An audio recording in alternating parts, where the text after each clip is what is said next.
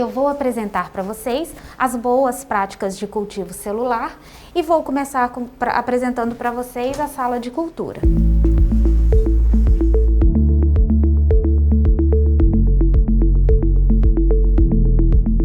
Dentre os equipamentos essenciais utilizados para o bom cultivo celular, nós temos um bom microscópio para uma visualização melhor de todo esse material microscópico que vai ser utilizado aqui nos experimentos in vitro, das células e também de alguns reagentes.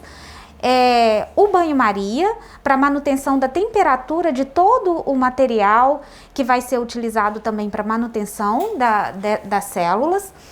Uma estufa que nós chamamos de estufa de CO2, que é uma estufa designada para a manutenção dessas células, onde ela é aquecida a 37 graus Celsius e acrescida de 5% de CO2, e é uma estufa umedecida para que as células elas fiquem no ambiente adequado para o seu crescimento e sua manutenção. Também nós temos um material estéril para que não haja contaminação dessas células no seu manuseio e também na sua manutenção, que a contaminação ela pode acontecer sem ser a olho nu. Então a boa esterilização desse material ela é muito importante para que não haja contaminação, tanto cruzada quanto contaminação através do material utilizado. Também nós temos o fluxo laminar, que é o equipamento que nós utilizamos para realizar todos os experimentos. O fluxo laminar, ele mantém tanto a esterilidade da amostra, do seu material que você está manipulando, como também ele protege o manipulador do que você está manipulando, de alguma contaminação de pessoa ou do manipulador que esteja utilizando o equipamento. Nós também temos o refrigerador de fácil acesso na sala de cultura, porque temos materiais que precisam tanto de refrigeração quanto de congelamento, porque são materiais termoláveis que precisam estar então mantidos a baixas temperaturas. Todo material utilizado para o cultivo celular, ele precisa ser mantido a uma temperatura de 37 graus, para que se evite choque térmico do material utilizado nas células que são mantidas a 37 graus. As células, elas têm algumas... pode mudar o seu fenótipo se elas sofrerem choque térmico. Então é muito importante que todo o material a ser utilizado seja previamente aquecido em banho-maria a 37 graus, mas também é necessário que se evite o superaquecimento deste meio, porque pode se degradar as proteínas que estão presentes tanto no meio de cultura quanto no soro fetal bovino. Nós utilizamos uma enzima chamada tripsina para que essa tripsina ela rompa as moléculas de adesão das células que estão em cultura, e a tripsina ela tem a sua ação mais precisa a 37 graus. Por isso a necessidade de aquecimento desse material a ser utilizado no cultivo celular a 37 graus previamente antes do uso. A limpeza do fluxo laminar é essencial para a manutenção da esterilidade do material que vai ser utilizado e também das células a serem cultivadas. Esse fluxo laminar ele requer uma limpeza específica, sempre usando álcool 70, e essa limpeza é sempre feita no sentido de se retirar toda a poeira e toda a sujeira do fluxo. Então todos os movimentos eles têm que ser realizados em somente um sentido, que é de dentro para fora. Então todo o material que for colocado depois de você fazer essa limpeza do fluxo laminar também precisa ser esterilizado com álcool antes de ser colocado no fluxo laminar. O planejamento do material a ser utilizado durante os experimentos é de extrema importância, porque enquanto você está trabalhando dentro do fluxo laminar, é bom que se evite você fazer movimentos bruscos de retirada dos braços no fluxo laminar, porque nós temos uma parede de ar que mantém essa esterilidade do ambiente no fluxo laminar. Então, o preparo da localização do material que você vai utilizar também é de extrema importância dentro do fluxo. No caso de pessoas destras, é importante que todo o material ao qual você vai usar de medição seja colocado do lado direito do fluxo e aquilo que vai ser descartado seja colocado do lado esquerdo do fluxo, para que você não faça movimentos bruscos e se confunda com o material que está esterilizado com aquele que será descartado dentro do fluxo. As garrafas mantidas em cultura, elas são mantidas dentro da estufa. Ao abrir a estufa, é sempre bom que se esterilize as mãos com álcool 70 e para que você previamente faça a abertura da porta da estufa para que evite-se a contaminação do material que será manuseado ao abrir a porta da estufa. As células são mantidas em garrafa de cultura, como essas daqui, com o meio de cultura adequado, e elas são mantidas pelo tempo necessário para o crescimento delas aqui nessa estufa, nessas garrafas, que são garrafas de cultivo celular específicas e tratadas para a aderência das células no fundo das garrafinhas de cultura.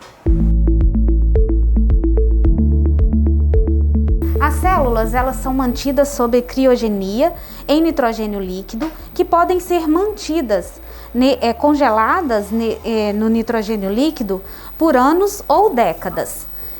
Essas células, elas são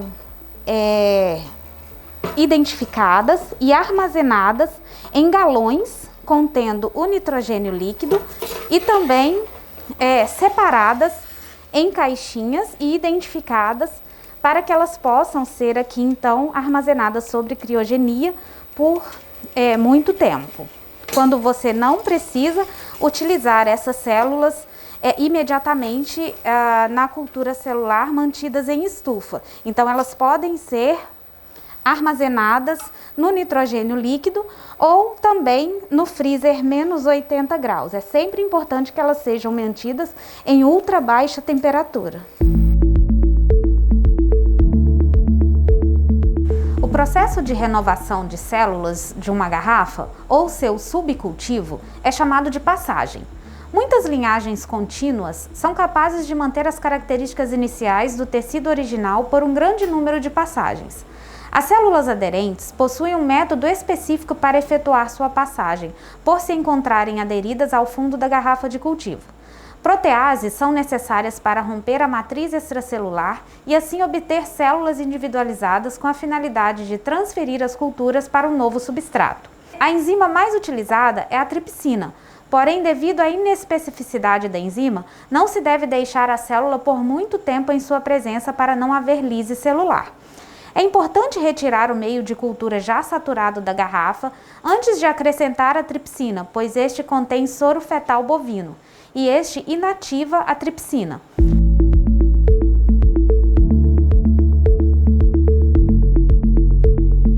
Após acrescentar a tripsina na garrafa, voltar com as garrafas para a estufa, pois a temperatura ótima de uso da tripsina é de 37 graus.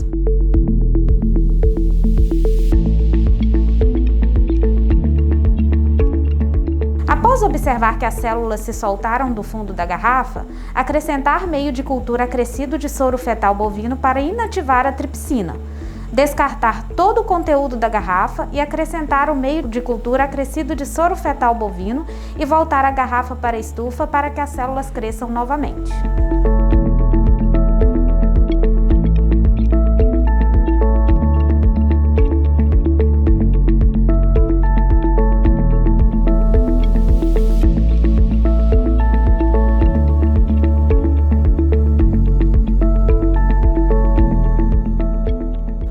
As células em cultura geralmente são congeladas em nitrogênio líquido. Nessa temperatura, todas as reações bioquímicas nas células ficam paralisadas, impedindo qualquer alteração na cultura criopreservada. Crioprotetores são substâncias que, sob diferentes mecanismos moleculares, tornam a membrana das células protegidas dos cristais. Os crioprotetores mais utilizados são o glicerol e o dimetilsulfóxido.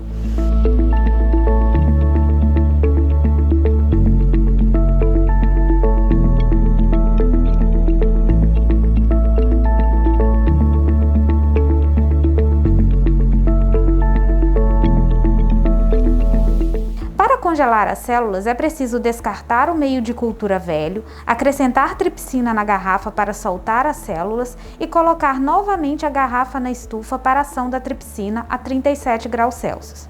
Após observar que as células se soltaram do fundo da garrafa, acrescentar meio de cultura acrescido de soro fetal bovino para inativar a tripsina.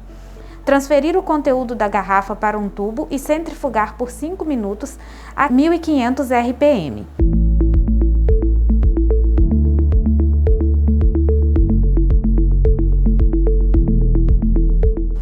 Descartar o sobrenadante e ressuspender o pellet formado com o meio de congelamento, soro fetal bovino, acrescido de 10% de dimetilsulfóxido.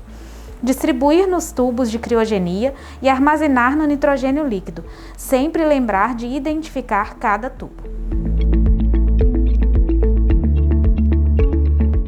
O descongelamento geralmente ocorre de forma rápida.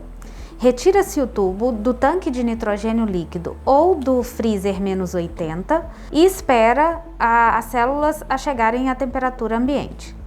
Adiciona o conteúdo do tubo de criogenia em um tubo contendo em torno de 5 a 3 ml de meio de cultura aquecido e centrifuga-se por 5 minutos a 1500 RPM.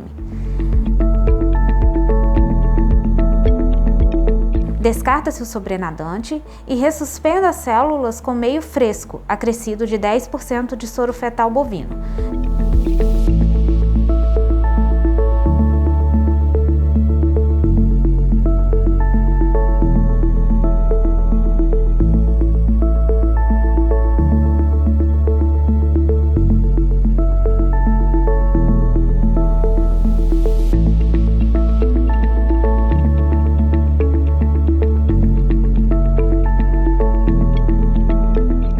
Distribua o conteúdo do tubo nas garrafas após a observação no microscópio da qualidade das células descongeladas.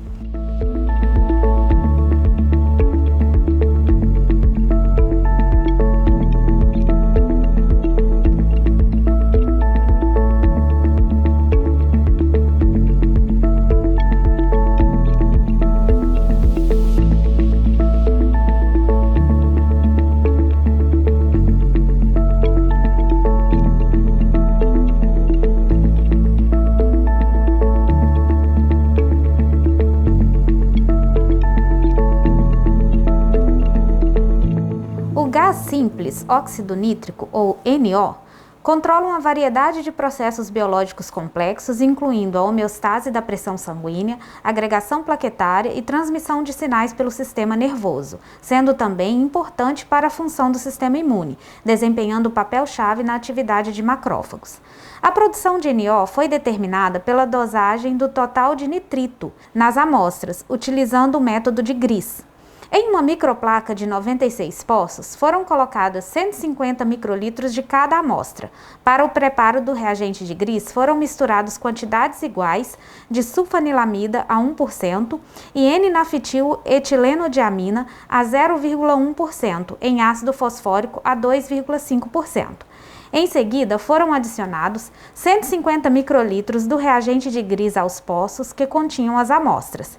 Essa placa foi incubada a temperatura ambiente para permitir o desenvolvimento e a estabilização do cromóforo. A absorbância da reação será medida em um leitor de microplacas no comprimento de onda de 570 nanômetros.